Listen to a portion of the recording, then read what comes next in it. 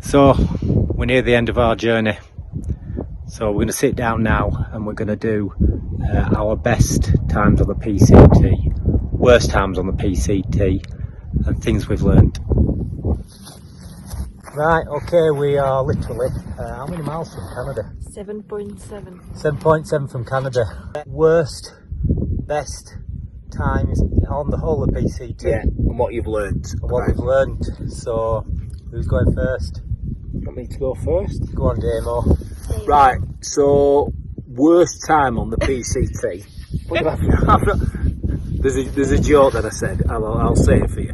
I said the best time on the PCT is when Martina said that unfortunately she's going to have to leave us.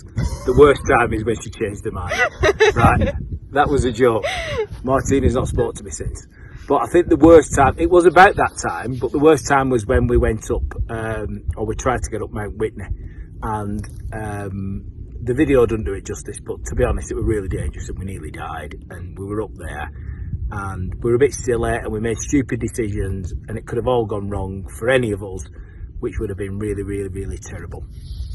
So the best time on the PCT, it's really difficult to pick out one best time, but I think the best sort of weeks that I had on the PCT is when we actually came off the PCT, and it was me, Martina and Jimmy trying to make our own way northwards to get from Lone Pine back onto the PCT. And for me that was really good. We had a really good laugh, we worked together and we got there, so I really enjoyed that. But I've enjoyed most of it, and the thing that I've learnt the most about the PCT is, in honesty, I would not have been able to do it without these two people here, because I think we've been a really, really good team.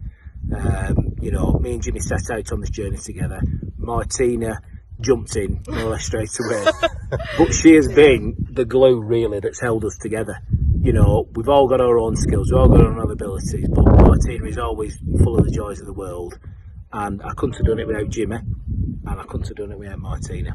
So thank you guys. Oh, that's so sweet. It was not rehearsed. It wasn't rehearsed. It wasn't. So sweet. Go on, Martina. No, I think I should go last because I'm Alright, like, you know, go last. Okay. You started together, guys. Best times is so many, like best places, the desert, and I also agree with the best times were off the PCT because you had that solitude. But my best day was actually my birthday at Kennedy Meadows, because, you know, after doing the desert for so long and meeting all those people, we had a real good laugh. Yeah, we did. And you can see all these beautiful views and things like that, but sometimes it's when you stop. And I had a great day. That was my best day. Worst day, yeah, it comes close with the Mount Whitney. Trying to do that on a night hike in a snowstorm was absolutely crazy, but anyway, we're here. Yeah. Still alive. But the other one was another one where I thought could have come to a very sticky end, and we were off the PCT. We were on very remote trails that nobody goes on, and I went wandering off into a forest to find water, and what I did find was what I believe to be a very large cannabis farm with people inside it, and I absolutely worried for my life then. I came to grab these guys and we got out of there as quickly as we could, but then we had to camp a mile after that, and I didn't sleep all night.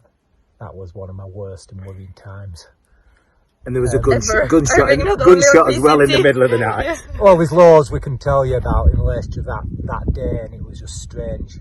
But things I've learned, well, what you need really, not what you want, you know. As long as you've got water, shelter and food, you can go a bloody long way, you know, and everything else, apart from obviously friendship and family, everything else, they're just things. You don't need them. Well, yeah, I think it's quite difficult to beat the worst days with these two stories. So I'm like kind of sharing, yeah. It doesn't matter if that's your worst day. No, I mean, like, I think that they were like, because they were scary. It was like serious. It was not like, you know, little things which might be bothering us on the way.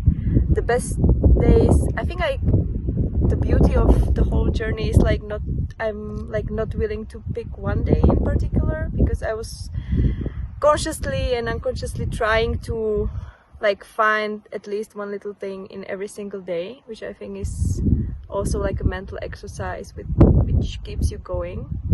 And it got us here, I think, all three of us, that we hold each other accountable to the goal that we had, and you know, the friendship and the good times, I think, helped us through the tough times as well.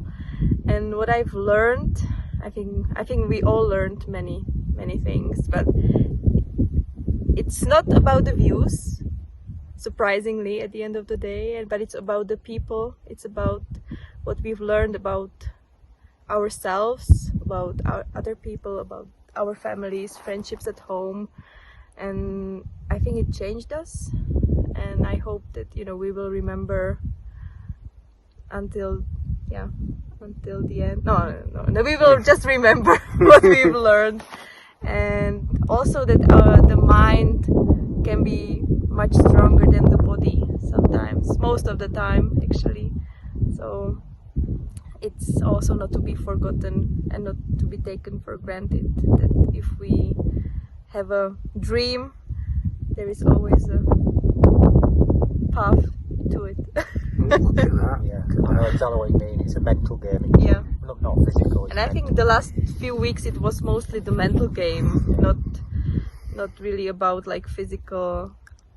Yeah, I don't think you can do this, even Strength. if you were the most physically fit person. You've got to be mentally strong.